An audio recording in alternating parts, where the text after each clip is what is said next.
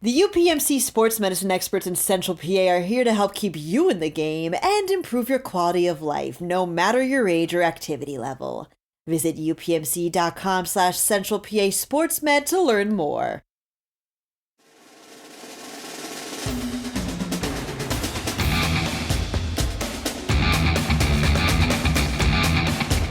Welcome, everybody, to another edition of the Pennsylvania High School Football Report. I'm Brian Linder. I'm here with Dan Sostek. Dan, we didn't get Epler on here because we had to scramble. We didn't get Epler on here because we had to scramble. It was kind of a late notice thing because we had a very special guest who we'll get to in a moment. In fact, I'll go ahead and tell you guys. Brennan Marion, offense coordinator at UNLV, one of the hottest assistant coaches in the world, on the planet, Dan. I mean, this guy, this offseason, when you Googled his name, Dan, offensive coordinator positions, Power 5 schools.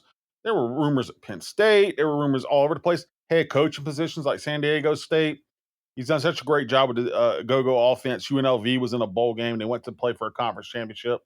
And the thing about him, Dan, is, and he's going to tell you guys a little bit about his story when we get to him, but that guy was 10 years ago, the head coach at Waynesboro High School. He's a guy that started out in junior college football, playing there, sleeping in the press box. He didn't have anywhere to go. And now he's one of the most sought after guys in college football. So that's an exciting guest coming up, Dan. Before we get all that, first, how you been, my guy? Well, pretty good. You also skipped a big feather in Brennan Marion's cap. He's an ACC champion from the University of Pittsburgh. So That is true. That is yeah, true. You talked to him a little bit about yeah, Jordan Addison too, and how yeah. he got that going. So We talked to him about that because when Jordan Addison was at Pitt, that was always the thing, was that Brennan Marion was kind of the guy that leveled him up. And I mean, if you watched any Minnesota Vikings this year, you saw what Jordan Addison could do. So yeah. It's just a great story. So hang on, and we'll get to that interview shortly. But we'll hop right in. We a lot of football this week. We did some stuff. Lex Cyrus, for people listening, just got a here, one of the fastest players in the state, right in Central PA, just got an offer from South Carolina yesterday. So that's notable. And Matt Zoller's the spring forward quarterback. He's blowing up. So you look at recruiting. I tell you another thing I wanted to mention, Dan, is Ben Miller, defensive lineman out at Fleetwood. In the last week, he got in a car crash and he died. Terrible news. It seems like, one of the worst years for terrible news for high school football that I can remember. So we had another tragedy, folks. And, so I'd say send a prayer up for the folks at Fleetwood. We're definitely thinking about you guys. Mason Martin, Carn City, he's still battling. He's still out there, and kid who got hurt, I wanted to mention him too. And has been in the hospital since his team's first game of the season. Prayers up to that family as well. He's still battling, folks. So keep them in your thoughts. Dan, it's been a brutal year for that kind of stuff for high school football. yeah. I mean, not much more to say other than just it's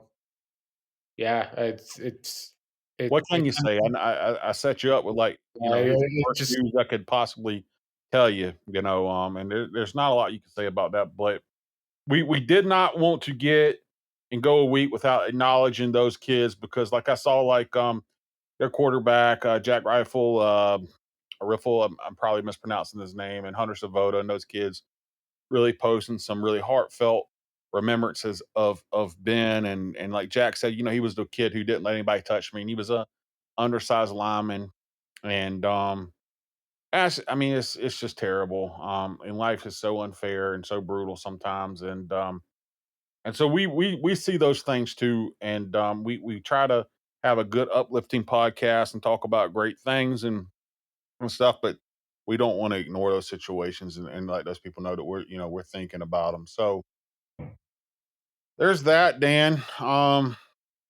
Brutal, but we're going to send our prayers up to them. And like I said, tough, but yeah. we got to talk football. We got to come on to this podcast. We're supposed to talk football, and we do have a lot going on. Signing day, again, we keep teasing that with you guys. We're going to get some more of that, as we get closer to February. It's early February. I think February the 8th, right, Dan? February the Yeah, 8th? yeah, sounds right. Yeah. So that'll be the second signing period for our high school athletes. Dan, anything else catch your eye in high school football news this week before we get to our guests? Not too much. Just kind of there's going to be some. I just the kind of this is when stuff kind of heats up. Now that the transfer portal's kind of slowing down a little bit. If we're going to see guys like we've talked about Ty Milheims, those type of kids, the kids who it's kind of the last kind of period for these seniors to kind of now that rosters are settling down a little bit, can go and kind of find spots and homes for them. So it's a big period for some of these kids right now. I thought you were going to get into the high school transfer portal because nothing to report yet. But I mean, we're hearing some things. There might be some big news around the state with some You just love players. gossiping. You just love I gossiping. mean, it's not really gossip. I mean, we're not calling names here, and we would never report anything to us factual. But look, we got our ear to the ground. We've heard a few things, right? Yeah, We're I, we're not gonna put it out there because we don't, we don't report rumors. We report facts. But all I'm saying, folks, is could be a very interesting year in Pennsylvania high school football. It could be a very interesting next couple of weeks in Pennsylvania high school football. yeah. You don't think so, That's Dane? I don't know what we're allowed to say or not say. I think it's a fair if what we It's are gonna hearing be is true, it's going to gonna be raise the interesting. eyebrows. It's gonna be interesting. Yeah, yeah. See how I this think turns out. Hmm. So we'll tease you guys there. You got to stay tuned to the high school football report, and you'll know what we know when we know it, as a matter of fact. yeah, How about that? So, Dan, we've said enough. yeah. Let's get to our guest because he is a great guest, and let's get to Brennan Marion. The UPMC sports medicine experts in Central PA are here to help keep you in the game and improve your quality of life, no matter your age or activity level. Visit upmc.com/Central PA SportsMed to learn more. So, Dan Sostek, we got a big guest this week. Yep. We've name dropped him a lot on here. Brennan Marion, UNLV offensive coordinator. Brennan, what's going on, my man? Season's done. Excited to be on and get this off season rolling and look forward to what 2024 brings us. You guys just had a heck of a season. Watched you in the bowl game. Watched you guys play in the conference game. Your name's been all over the headlines. How do you balance that, man? Because I mean, for people who don't know Brennan Marion's story, and we're going to get into that a little bit. I just wanted to start off with the media here. Been tremendous buzz around your name as a young coach, young offensive coordinator, who people even looking at now as head coaching position, and things like that. And you've got so much good going at UNLV too. How do you balance that? And what's this experience been like for you as far as like the buzz around your name, the last couple of years and particularly this year, man? Well, it's been awesome being here. I mean, with Coach Odom, he started at the high school level as well as a high school head coach. And I think he still has that same hunger and drive to be great. So he understands. And, to be with a coach who's supportive of your dream and is all about making sure that you excel as well. It's been unique experience for me, and it's been awesome here. So, I can't say enough about Coach Odom just believing in me, giving me a shot, and then, also when these opportunities pop up and arrive, he's not like hating on me or mad or upset. He's more of like, what do you need? You need any help? You need me to go over some interview strategies with you? Like what like whereas in younger years and past stops that wasn't always the case. So I'm truly grateful for his leadership and mentorship of helping me with things that pop up. Is it really real, or is it just smoke? I think for our listeners, I think most of our coaches in the state know who Brennan Marion is. I think some of our football players know too by now.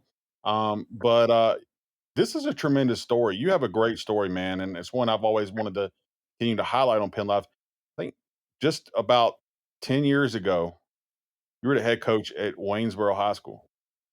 And now now you had stops at Texas and Pitt, and, you were at William and Mary and Howard, I is all of this a little bit surreal for you now? UNLV getting national acclaim for the go-go offense and what you guys are doing. Is it a little surreal that in just really about a decade, you've gone from Waynesboro to the big time?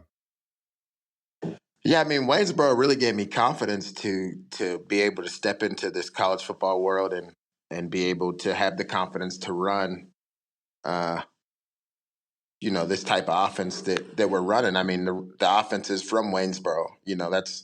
I ran it at St. Patrick, St. Vincent, and Vallejo when I was a high school head coach there, and then we went to Waynesboro, and obviously we did great things there, Waynesboro, and everybody calls it the go-go offense only because when I was at Howard, we we're right there on Florida Avenue, and go-go music is always playing. That's the culture in DC. And in the first game, we had the biggest upset in college football history, and so then everybody started calling it the go-go offense, and that's kind of like taken over. But really, it's just an offense that we were doing in high school right there in Waynesboro, and for me, the journey, it's just been really about the players. One thing that a lot of adults don't like is that all I care about is making sure the players are good and making sure they have everything that they want and need to be successful. And for me, I just never really cared about what adults think about me. It's more about the players and making sure that they have everything that they need to go on this life and be successful. I think really that was the thing that I was always looking for as a kid, and the couple coaches and people that poured into me and gave me that love and encouragement, inspiration that I needed are the reason why that I'm able to be successful today. So I think that that's my job and role to do as a coach, more so than it is to politic and be the best, make sure I have all the great colleagues and all that type of stuff. It's more about, I got to Texas and Pitt and all these places that I've been off of relationships with players that I had. So it really had nothing to do about a certain adult like giving me a favor or being a friend or anything. It was more off of my relationships, and then the results. The results that I get from pouring in and loving the players is, I've been in college football now for I don't know however many years, and I've had an All-American every single season that I've been a coach. So at college level, so I think that's really the thing that's been the key to my success and helped me go from Waynesboro to where I'm at now.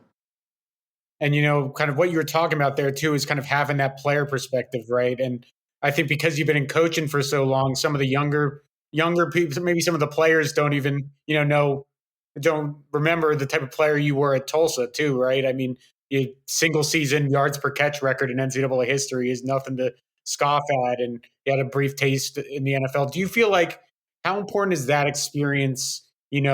Both in kind of crafting the offense as an offense that as a wide receiver you'd want to play in, but also kind of having that perspective. Yeah, I mean, people always give receivers a bad rep as far as, you're like the divas or you don't care about the team. But right now, I always tell everybody the receiver guys are really hot in football right now. Kyle Shanahan was a receiver. Coach DeBoer, who just got the Alabama job, he was a receiver. The one thing about a receiver is we know how to get open and we know what plays will be open from.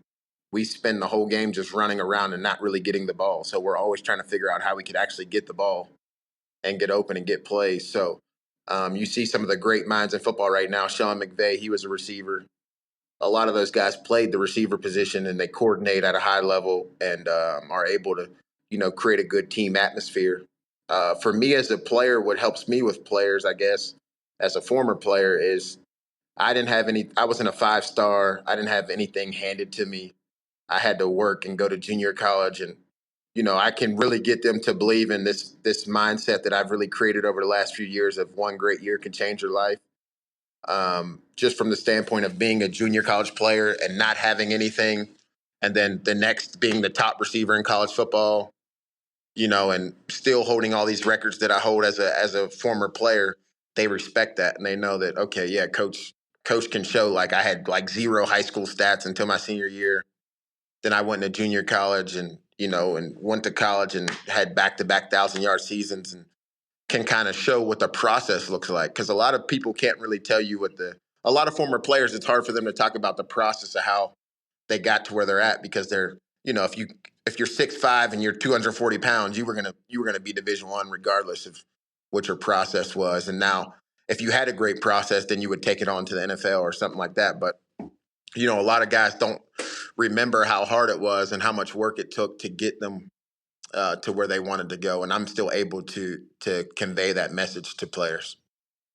Brennan, you talk about not like having anything and stuff and going to junior college. Man, when I read stories about you, man, I read about you sleeping in the press box in junior college and like, sleeping in your car and stuff like that. I mean, there were a lot of times where I think a lot of guys would have said, man, I'm about to go get a job. What kept you going? I mean, there's something different about you and what kept you going, what kept you pushing, you know, that led you to where you are today, and where did that come from with you? Yeah, for me, it's like once you decide, then you got to dominate what you decided to do. I think when the biggest transition in my life is when my grandmother passed away when I was 15. She promised, she made me make a promise to her that I would do something with my life. And, in the back of my mind, every time I wanted to, give up or it got hard, I was just like, man, I told my grandmother I would do something great. And I think my first year of junior college was really bad. It was not good.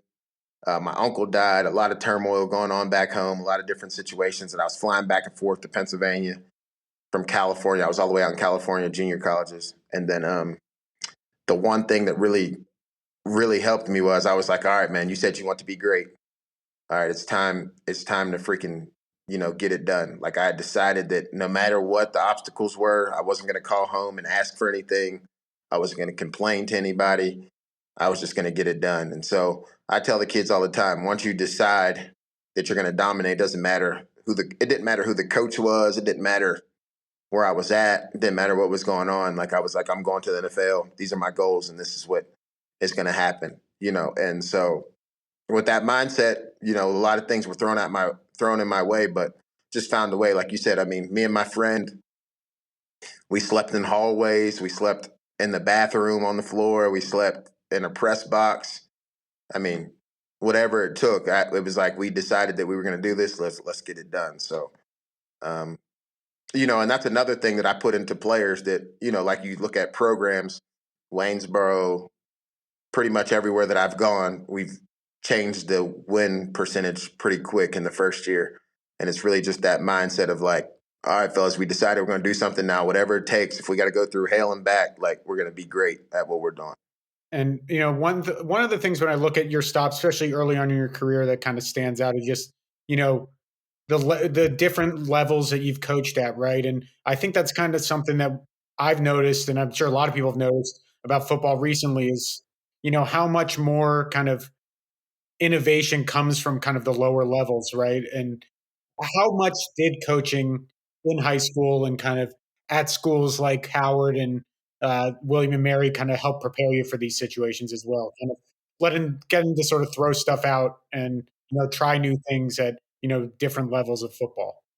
Yeah, I think the thing that, like, for example, when I took over St. Patrick's St. Vincent High School, nobody wanted the job. I was the only one young and dumb enough to take the job at 25.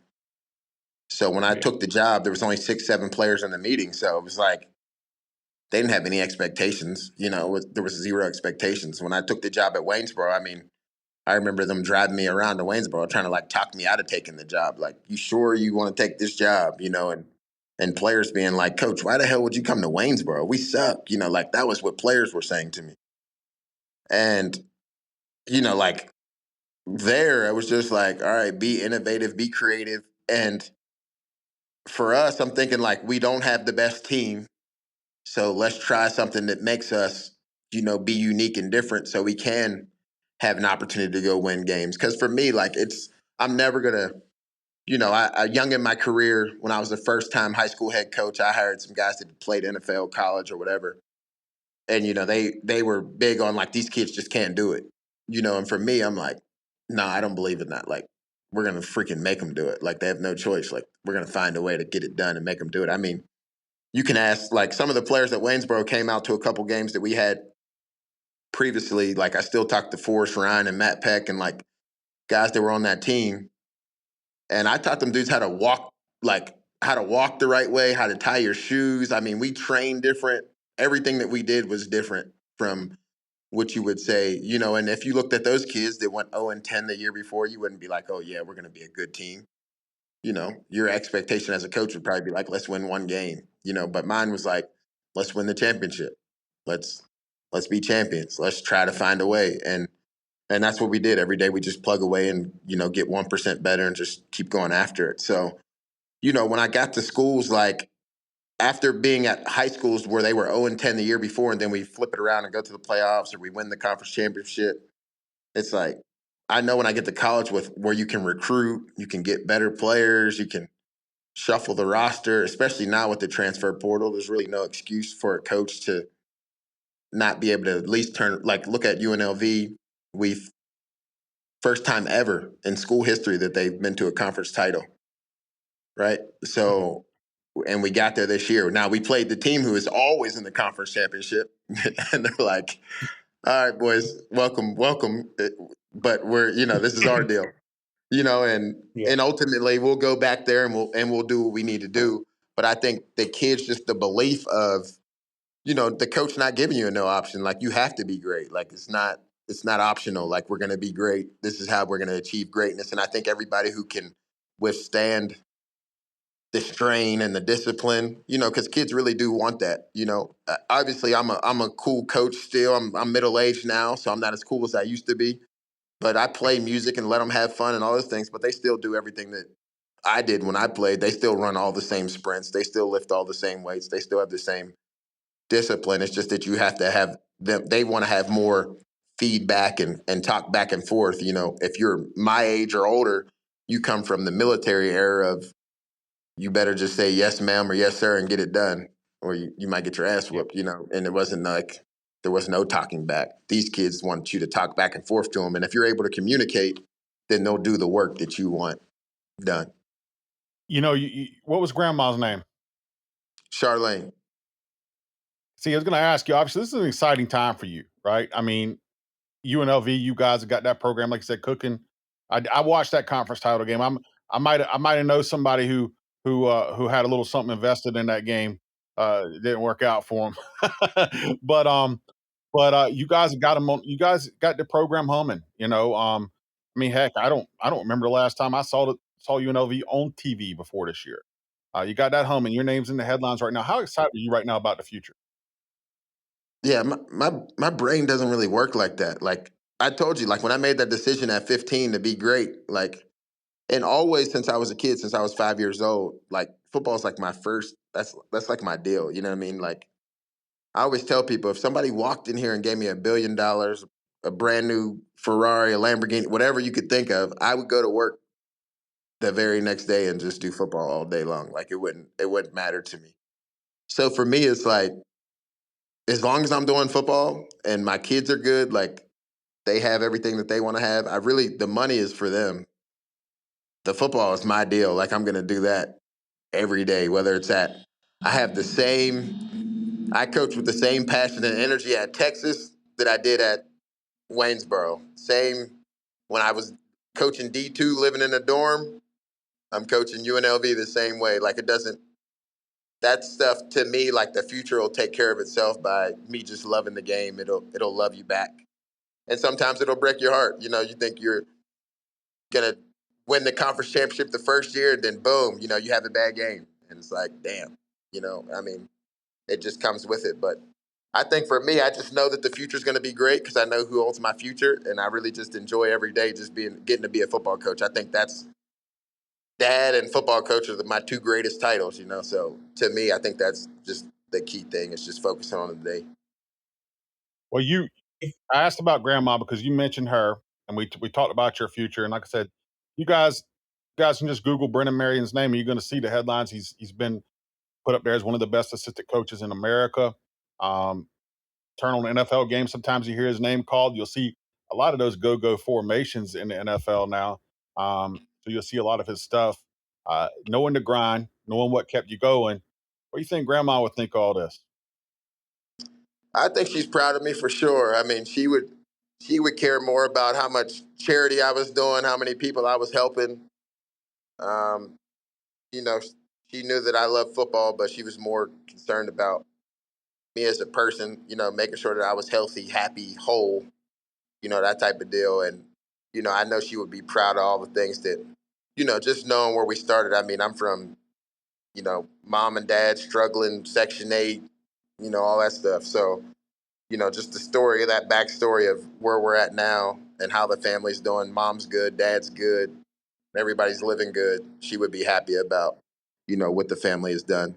You've coached a lot of great players over the course of your career, but uh, I think kind of when you look at your track record, probably the biggest name that stands out is Jordan Addison, right? A Biletnikoff winner, first round pick.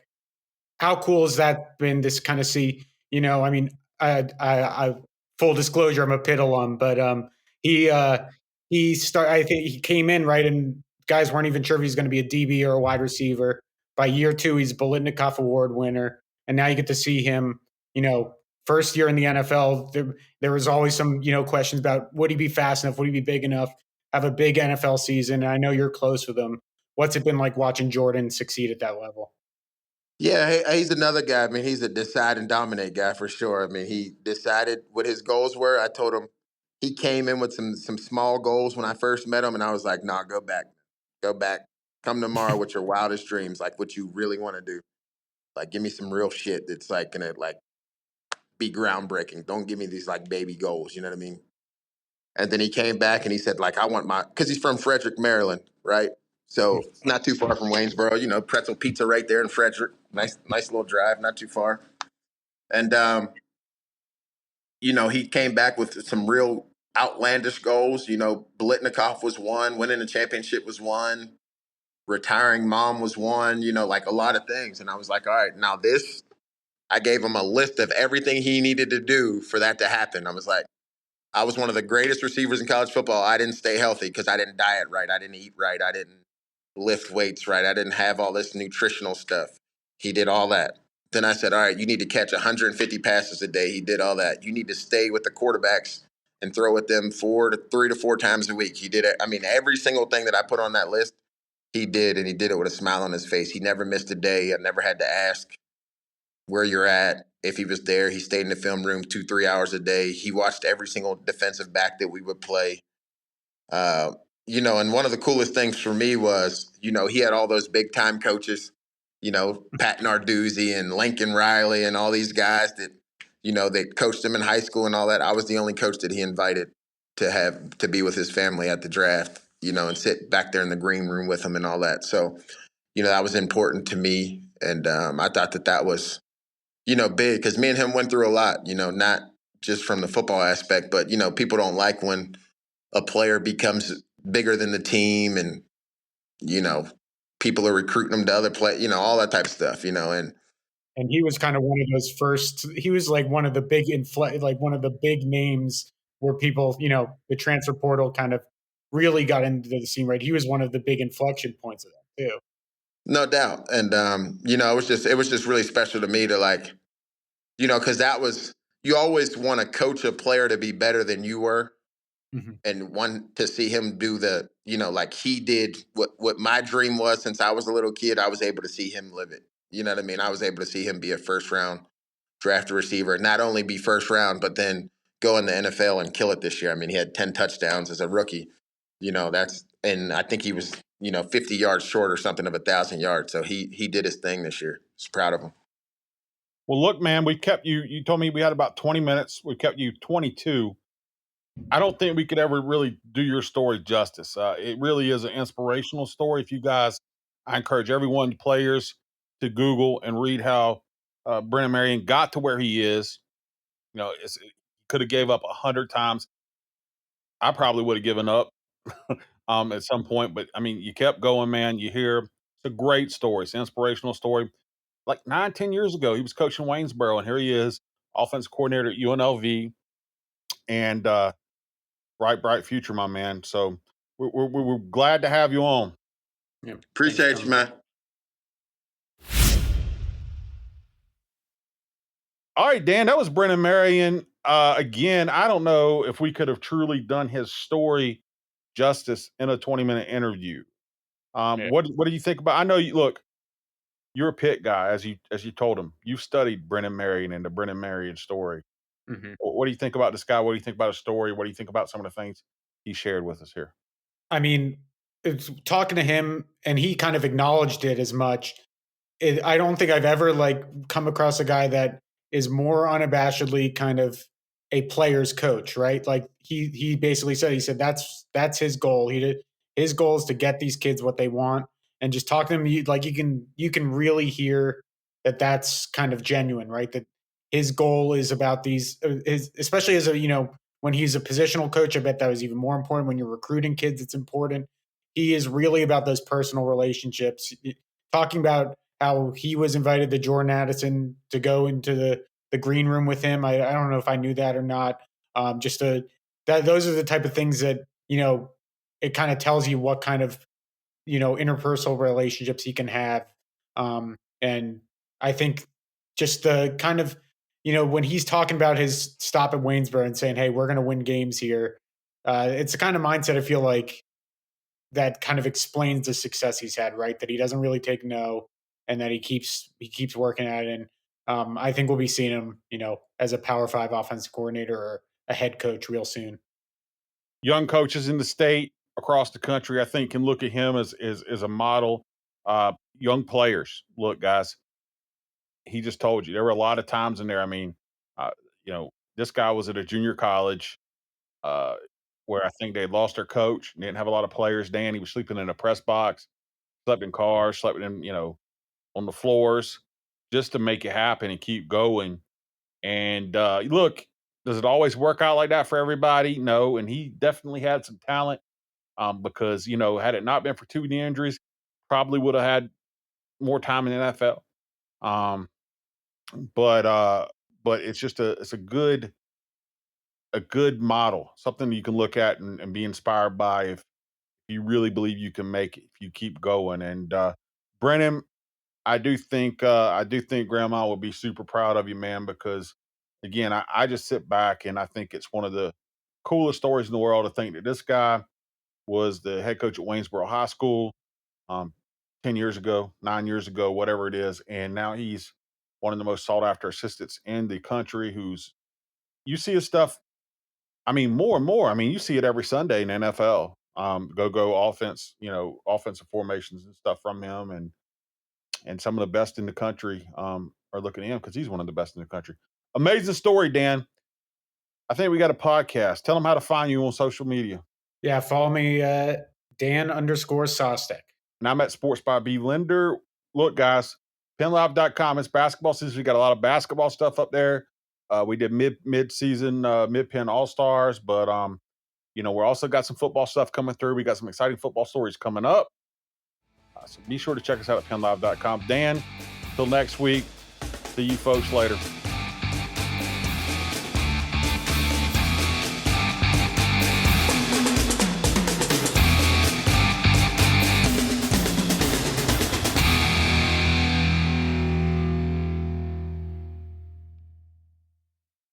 The UPMC sports medicine experts in Central PA are here to help keep you in the game and improve your quality of life, no matter your age or activity level. Visit upmc.com/Central PA SportsMed to learn more.